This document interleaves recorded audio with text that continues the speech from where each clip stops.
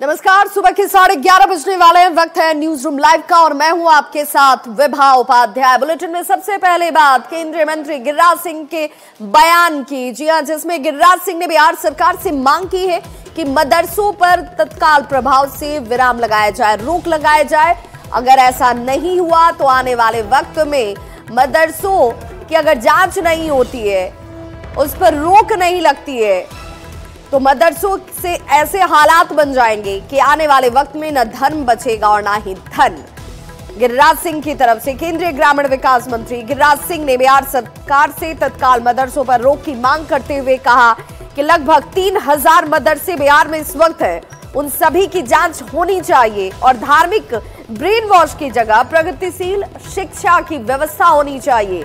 गिरिराज सिंह ने कहा कि सीमांचल की हालत देखकर लगता है कि आने वाले वक्त में हालात ऐसे बन जाएंगे कि यहां पर न धर्म बचेगा और न धन। बिहार में अवैध मस्जिद और अवैध मदरसों की बाढ़ हो गई है। अवैध को बंद करके वैध मदरसों में विज्ञान की पढ़ाई शुरू हो और अवैध को तत्काल बंद करें। वोट की लालच में नीतीश जी बहुत हो गया। अब बिहार और देश के हो रहे खतरों पर भी विचार करें।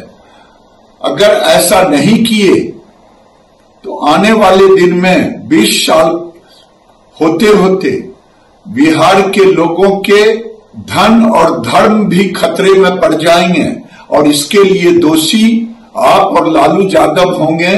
मैं यही बार बार कह रहा हूं, आप तुष्टीकरण की निद्रा से उठे।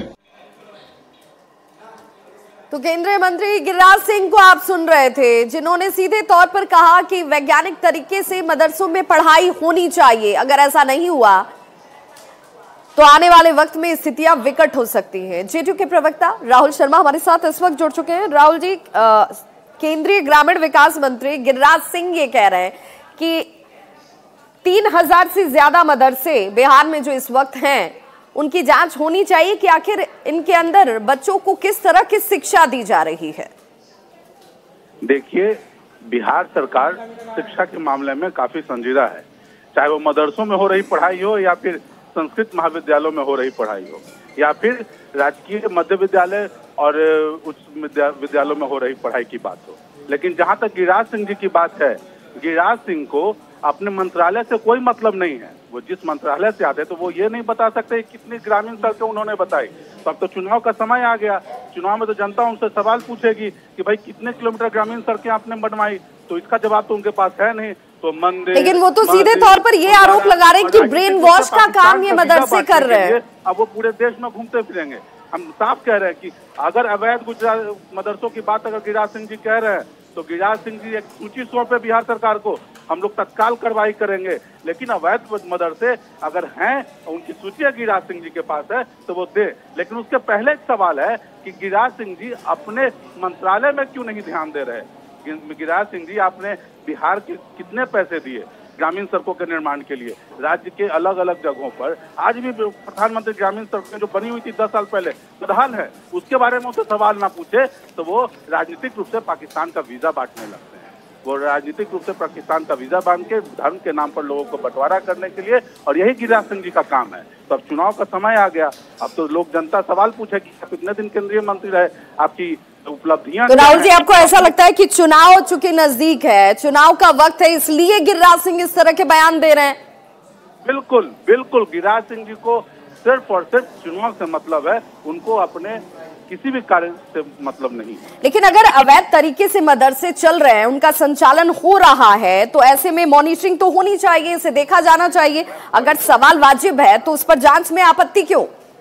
तत्काल कार्रवाई की जाएगी। कम से कम अगर जो हम लोग की जानकारी में अवैध मदरसे नहीं है, लेकिन अगर उनके जानकारी में तो सूची सौंपे राज्य सरकार को। ये वो राज्य के साथ नहीं, देश के साथ वो गलत काम कर रहे हैं। तो सूची सोचे राज्य सरकार को कि देखिए आपके पास नहीं, हमारे पास ये लिस्ट है, लेकिन वो ये नहीं सौंप सकते। आप देखिए पुराने समय में देखिए पीएलएफआई पे कार्रवाई सबसे पहले बिहार सरकार ने की, उसके बाद केंद्र सरकार आई। जबकि दिल्ली में केंद्रीय मंत्री के घर से 10 किलोमीटर के अंदर में पीएफआई का अड्डा चल रहा था, लेकिन गृह मंत्री को ये बात जानकारी नहीं हुई, लेकिन बिहार सरकार को जानकारी हुई, बिहार सरकार ने कार्रवाई की, तब केंद्र की सरकार ने कार्रवाई की। तो बिहार में तो हम लोग कार्रवाई करते हैं, इनके जैसा नहीं है कि सिर्फ और सिर्फ वोट के नाम पर लोगों को जात के नाम पर, धर्म के नाम पर बांट के राजनीति करते हैं। बहुत बहुत शुक्रिया राहुल शर्मा हमारे साथ जुड़ने के लिए। तो जेडीयू के प्रवक्ता, उनका सीधे तौर पर कहना है कि अगर आरोप लगा रहे हैं तो तथ्य देना चाहिए, प्रमाण देना चाहिए, और अगर उनके पास ऐसे कोई साक्ष्य है तो वो जरूर रखे और उस पर कार्रवाई जरूर होगी। हमारे साथ इस वक्त आरजेडी के प्रवक्ता मृत्युंजय तिवारी भी जुड़ चुके हैं। मृत्युंजय जी, मदरसों पर आज कोई पहली बार आरोप नहीं लग रहा है, और गिरिराज सिंह की ही बात करें तो गिरिराज सिंह इससे पहले कई बार सवाल उठा चुके हैं। उनका सीधे तौर पर कहना है कि मदरसों से ब्रेन वॉश का काम किया जा रहा है, वैज्ञानिक तरीके से यहाँ पढ़ाई नहीं होती है ताकि लोगों की सोच जो है वो विस्तृत हो। तो सरकार को इस दिशा में जांच करने की जरूरत है। देखिए, ऐसे निराधार और तथ्यहीन बातों पर कोई प्रतिक्रिया देना हम उचित नहीं समझते, लेकिन सवाल है कि सिर्फ मदरसा अवैध चल रहे हैं, मस्जिद अवैध हैं, मंदिर, ये मंदिर मस्जिद मदरसों की राजनीति बिहार में बंद हो चुकी। इसलिए भारतीय जनता पार्टी के सम्मेलनों में आप देखेंगे कि 100 लोग भी नहीं आ रहे हैं। यहाँ नीतीश तेजस्वी की सरकार में नौकरी की भरमार है। आप देख रहे हैं किस तरह से लोगों को नौकरी चाहिए, मंदिर में हो मस्जिद में हो, जो लोग भी हैं मानव, उनको भूख लगती है, उनको खाना चाहिए, रोटी कपड़ा मकान चाहिए। ये सियासत करने वाले लोग मंदिर मस्जिद हिंदू मुस्लिम ये सब हो गया खत्म। अब मृत्युंजय जी आप हमारे साथ बने रहिए। अरविंद जी भी जुड़ गए हैं, बीजेपी प्रवक्ता। अरविंद जी, आप लोग मंदिर मस्जिद से बाहर ही नहीं निकल पा रहे, आपके लिए क्या रोजगार मुद्दा नहीं है? आपके लिए लोगों की परेशानियां जो मौलिक अधिकार है वो मुद्दा नहीं है? आप सिर्फ मंदिर मस्जिद क्यों कर रहे हैं? जी नमस्कार, ये नौवा पास विद्यार्थी इनका नेता है, आदमी इनका नेता है, इनको कहाँ समझ में आएगा मंदिर और मस्जिद की ताकत। इनको सिर्फ जो है अपने घोटाले दारू चालू माफिया चाहिए, इनको सनातन संस्कृति इनको समझ में नहीं आती है। इनको पता नहीं है कि सबसे बड़ा रोजगार का साधन इस देश में ये धर्म है, ये हमारा मंदिर मस्जिद है। अगर ये मंदिर मस्जिद नहीं रहे तो इस देश का आधा लोग भूखा रहेगा। इनको पता नहीं है कि इससे कितना बड़ा व्यवसाय होता है। ये कहते हैं कि लोक आस्था का पर्व छठ है बिहार का। ठीक, लेकिन अरविंद जी, इन मदरसों से डर क्या है? मदरसों में बार बार आरजेडी हो जेडीयू हो ये कह रही है कि भाई हमारी व्यवस्थाएं हैं, हमारे तंत्र हैं, जांच होती है, और वहां पर भी अब जो पद्धति है शिक्षा की वो बदल रही है वक्त के साथ। लेकिन आप जो आरोप लगाते हैं उन आरोपों का कोई आधार होना चाहिए, कोई साक्ष्य होना चाहिए। कट्टरपंथ की शिक्षा दी जाती है मदरसों में, भारत में टुकड़े होंगे इंशाल्लाह इंशाल्लाह इसकी ट्रेनिंग दी जाती है। मदरसों में पीएफआई के लोग मिलते हैं, इसलिए मदरसों इस तरह का हम लोग का नजरिया है। मदरसों में अगर शिक्षा मिलता, मदरसों में राष्ट्रवाद की पढ़ाई होती तो हम लोग को कोई आपत्ति नहीं था। मदरसों में भारत में भी टुकड़े होंगे इंशाल्लाह जब होता है, जब कट्टरपंथ की स्थापना होती है, जब आतंकियों की ट्रेनिंग होती है, तब हम लोग को दिक्कत होती है। और चलिए, बहुत बहुत शुक्रिया अरविंद जी हमारे साथ जुड़ने के लिए। तो तर्क और कुतर्क से अलग यहाँ पर जहां पर गिरिराज सिंह ये आरोप लगा रहे हैं कि भाई 3000 से ज्यादा मदरसे जब बिहार में संचालित हैं तो उन मदरसों के अंदर किस तरह की शिक्षा दी जा रही है, क्या इसे जांचने की कोई व्यवस्था है? इसे देखने के लिए कोई तंत्र काम करता है क्या?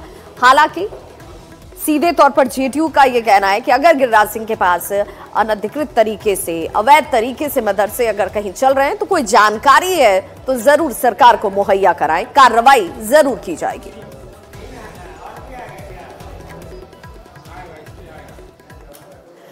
और बड़ी खबर पटना से, जहां मिशन दक्ष के तहत क्लासेस की शुरुआत आज से कर दी गई है। अब सवाल आपके मन में ये उठेगा कि मिशन दक्ष आखिर है क्या?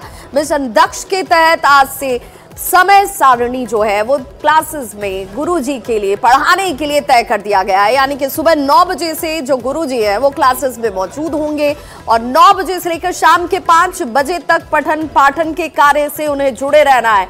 ऐसे में ये बड़ी खबर, स्कूलों में अब विशेष कक्षाएं जो हैं वो गुरुजी की तरफ से अब संचालित होंगी नए टाइम टेबल के अनुसार, और इसका पालन करना अनिवार्य कर दिया गया है। सुबह 9 बजे से लेकर शाम के 5 बजे तक शिक्षक स्कूलों में मौजूद रहेंगे।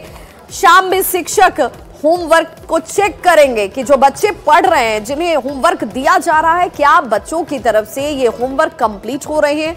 कमजोर वर्ग के बच्चों के लिए आपको विशेष कक्षाएं लेनी होंगी, उन पर आपको विशेष तौर पर ध्यान देने की जरूरत है। सोमवार से लेकर अब शनिवार तक ये क्लासेस चलते नजर आएंगे। शनिवार को भी पहले जो छुट्टी हुआ करती थी, अब वो छुट्टी नहीं होगी। बच्चों की उपस्थिति 50% अनिवार्य कर दी गई है और हाजिरी अगर कम हुई तो इसके लिए हेडमास्टर साहब दब जाएंगे। तो इस वक्त ये बड़ी खबर, जहां पर आज से मिशन दक्ष के तहत क्लासेस की शुरुआत हो रही है और सोमवार से लेकर अब शनिवार तक जो क्लासेस हैं वो आपको चलते हुए नजर आएंगे। कमजोर जो बच्चे हैं उन पर विशेष तौर पर ध्यान देने की जरूरत है। बार बार इस तरफ जो शिक्षा विभाग है, सरकार है, वो जोर देती हुई नजर आ रही है। एसीएस के पाठक की अगर बात की जाए तो उनकी तरफ से इस बात पर सबसे ज्यादा फोकस किया गया कि ये जिम्मेदारी जो है ये शिक्षकों की है, अभिभावकों की है और इस पर मॉनिटरिंग बहुत जरूरी है।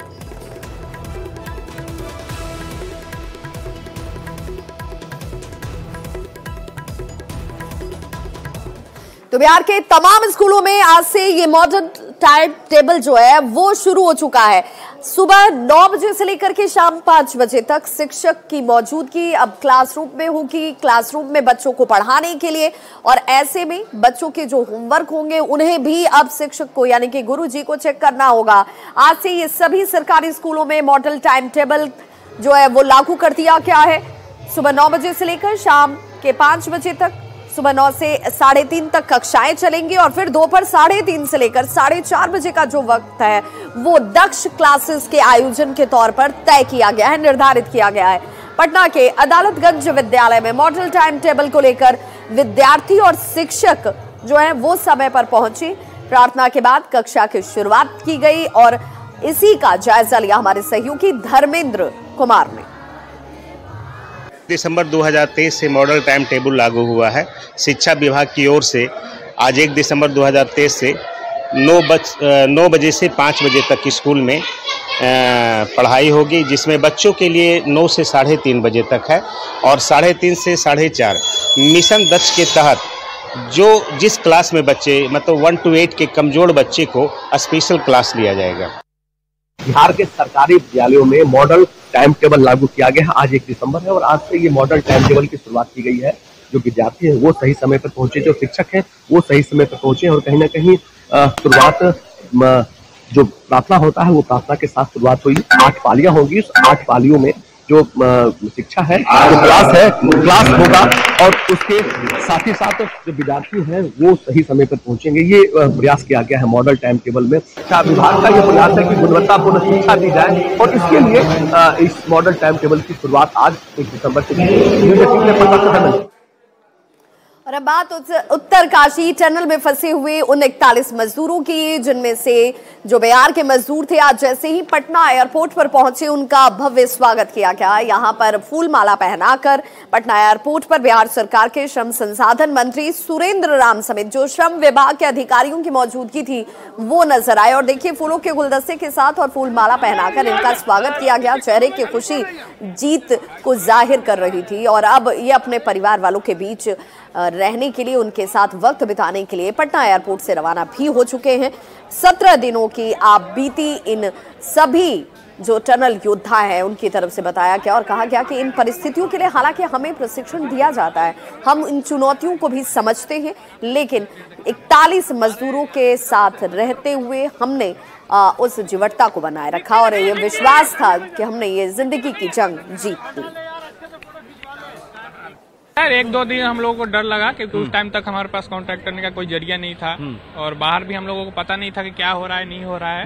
लेकिन फिर उसके बाद हम लोगों को मतलब बाहर पाइप के माध्यम से हवा पानी और क्या बोलते हैं खाना और बातचीत करने का भी हम लोग पाइप से ही बातचीत करते थे। मैसेज मिल रहा था कि जी 2 दिन का बाद मैसेज मिलने चालू हो गया सर। लास्ट ऑपरेशन जब हुआ जिस समय सफलता मिली उस वक्त कैसा लग रहा था? बहुत खुशी हुई सर। दिल्ली से जो 12 लोगों का टीम आया था उन लोग मतलब हम लोग उधर से मॉकिंग हटाए, फिर उन लोगों को देखा गया तो हम लोग निकाले उन लोगों को। फिर उनको देख के बहुत खुशी हुई सर। भारत सरकार के लिए क्या कहेंगे, चूंकि पीएम मोदी ने ही फोन किया था? जी सर, हम लोगों को वहाँ चिंगाली में बात भी हुआ था मोदी जी से, तो बहुत खुशी है सर। उन लोग भी हमारे लिए बहुत किया। आप लोगों का बहुत बहुत धन्यवाद सर, हमारे परिवार तक खबर पहुँचाया। चिन्याली छोड़ ले जाने के बाद एम्स में उपचार हुआ। एम्स में उपचार होने के बाद आज हम आपके समक्ष हैं। स्वस्थ है। अब घर जा रहे हैं क्या, मतलब कैसे? अब उम्मीद यही है कि अब कंपनी से तो छुट्टी मिली है, अगर यहाँ की सरकार कुछ चाहे हम लोगों के लिए तो कुछ कर सकती है। आप लोग मीडिया वाले हैं, मजबूरी थी कि बिहार में ही नौकरी करना चाहते हैं? बिहार में नौकरी मिल जाए तो सबसे अच्छी बात है। और क्या है, उतना दूर नहीं जाए। जो सरकार कह रही है कि हम तो युवाओं को रोजगार दे रहे हैं, क्या कहेंगे इसका? हाँ, युवाओं को रोजगार अगर दे हमको तो अच्छी बात है। और इतना दिन से फंसे हुए थे, अपने घर लोगों को याद कर रहे थे। तो किसको योगदान देना चाहेंगे आप लोग? सबसे पहले हमारी कंपनी, और कंपनी के बाद जो रेड माइनस थे वहाँ के जितने NDRF STRF बाकी हमारे कंपनी के जितने भी सीनियर इन सबको योगदान है। सोनू कुमार मंजर कहता था 17 दिन जो अंदर 17 दिन का मंजर देखिए सर। 1-2 दिन हम लोग डरे सर, लेकिन फिर हम लोग को आदत सी होगी, क्योंकि मैं ये नया नहीं, मैं इस कंपनी में 14 साल से हूँ, नयुगा कंपनी में 14 साल से हूँ। मुझे मालूम था कि प्रॉब्लम आएगा, एक दिन 2 दिन दिक्कत होगा, लेट होगा, लेकिन बाहर हम लोग आ जाएंगे। जी विश्वास था। तब आप लोगों ने टीवी देखा होगा कि 41 मेंबर्स थे, किसी को एक खरोच तक नहीं आया था। आप लोग को मालूम है। एम्स का भी रिपोर्ट कल शाम में आया, किसी को कुछ नहीं हुआ है। बिहार सरकार ने भी हमारी मदद की, वहां से यहाँ लेके आए। बिहार सरकार ने आश्वासन दिया है कि आप घर जाइए, सरकार आपके साथ है। हम लोग से जहाँ तक जो मदद बन पाएगी हम लोग करेंगे। अब आगे देखने वाली बात रहेगी। क्या नाम हुआ आपका? सुशील कुमार। सुशील? हाँ जी। सुशील जी क्या कहेंगे, 17 दिन कैसे कटा वहाँ? कैसे कटा, मतलब हम लोग अपने 41 बंदा था, एक दूसरे से संपर्क में बात करते थे, कुछ गेमिंग खेलते थे। अंदर में गेम खेलते थे? हाँ जी। अच्छा, क्या गेम था वहाँ? और जो चोर सिपाही खेले थे, फिर मोबाइल गेमिंग है।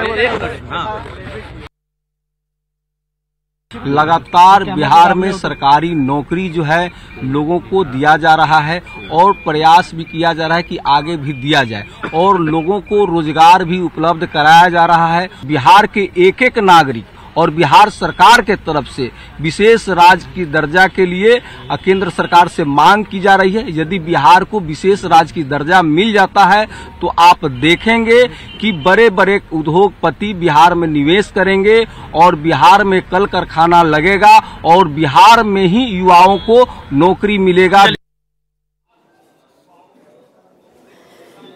तो बिहार में पकड़ौआ शादी का एक और मामला सामने आया। इस मामले के सामने आने के बाद आपको बताते चलें कि एक बार फिर से लोगों के जहन में ये सवाल उठने लगा है कि क्या पकड़ौआ शादी अभी भी होती है। ये तस्वीर देखकर आपको भी समझ में आ जाएगा। एक युवक जिसने बीपीएससी की परीक्षा पास की, जब शिक्षक बना तो उसे अगवा कर लिया जाता है। सरकारी नौकरी लगते ही इसी युवक का अपहरण होता है और उसके बाद इसकी शादी करा दी जाती है जबरन।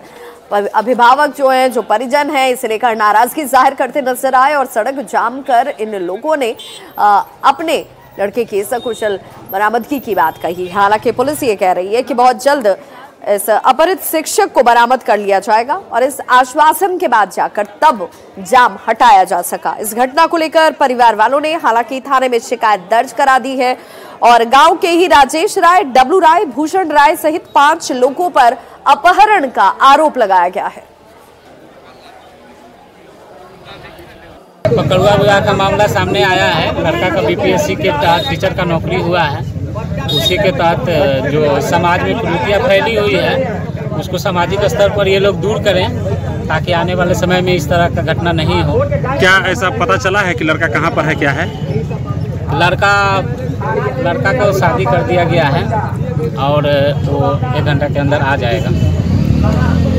लड़के को पुलिस बरामद कर रही है या ऐसे ग्रामीण लोग बुला रहे हैं? पुलिस और ग्रामीण दोनों का सहयोग से लड़का को लाया जाएगा। एक हमारे ग्रामीण गौतम कुमार का वह बीपीएससी शिक्षक था, रेपुरा पंचायत के वार्ड नंबर 13 के मध्य विद्यालय रेपुरा में पदस्थापित था, जिसका 3:30 अपहरण कर लिया गया। उसका आवेदन थाना में दिया गया। अभी तक 20 घंटा बीत गया है, फिर भी उस लड़का का कोई अता पता अभी तक नहीं है, जिसके विरोध में ग्रामीणों ने रोड पर शांतिपूर्ण है कि बच्चा हमको बरामद हो जाए, रोड हम लोग खोल देंगे। पुलिस इस मामले को क्या कर रही है? पुलिस इस मामले में केवल खाना पूरी कर रही है। 20 घंटा हो गया, कोई जिनका नाम भी दिया गया उनको कोई अरेस्टिंग नहीं कर रहा है। वो लोग फिर उस लड़का को लेकर गायब कर लिया है, पता नहीं चला कि लड़का कहाँ है। अगली खबर बाढ़ से। बिहार में पूर्ण शराबबंदी लागू है, यानी कि शराब बेचना, खरीदना, पीना सब कुछ कानूनन अपराध के दायरे में आता है। लेकिन इसके बावजूद हर रोज तस्वीरें जो हैं वो सामने जरूर आ जाती हैं। ये जो इस वक्त आप वायरल वीडियो देख रहे हैं, ये वीडियो बाढ़ का बताया जाता है, जहां के मोकामा के मोर रेलवे स्टेशन के पास देसी और महुआ शराब पीने का ये वीडियो सामने आया। तो सवाल एक बार फिर से कि क्या ये सब कुछ बिक रहा है, मिल रहा है और इसे लोग बड़ी आसानी से खरीद कर पी रहे हैं? हालांकि इस वीडियो की पुष्टि न्यूज़ 18 नहीं करता। हरी बोतल में, ग्लास में देखिए महुआ शराब डाला जा रहा है और ये वीडियो में साफ तौर पर नजर आता है। उधार करते तो पहले नहीं देंगे ना, 10-20 रुपया नहीं का 1000 उसका चल गए दूध आदमी के नहीं गम है आदमी। हाँ वो होता वहाँ भिखना थोड़ी पार में ना गए है।